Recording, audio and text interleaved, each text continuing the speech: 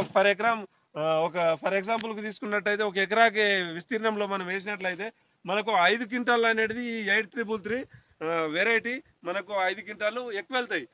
అయితే దాని నుంచి మనకు రైతుకు కూడా కొంచెం మార్కెట్లో మళ్ళీ డిమాండ్ ఉంటుంది. ఎందుకంటే ఈ కలర్ కూడా ఎంత సూపర్ ఉంటుందంటే బాగుంటుంది. ఇది ఇంకా పూర్తిగా మీరు ఇట్లా మక్కను చూసినట్లయితే ఇంకా పచ్చగా ఉంది.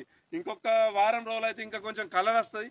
ఈ కలర్ను చూస్తే కూడా మనకు రైతుల ఎవరు మన వ్యాపారస్తులు కూడా కొంచెం రేట్ అరే ఇది బాగా మంచిగా ఉన్నాయి చూడడానికని వాళ్ళు మనకు ముందే ఇట్లా తీసేసుకుంటారు అన్నట్టు.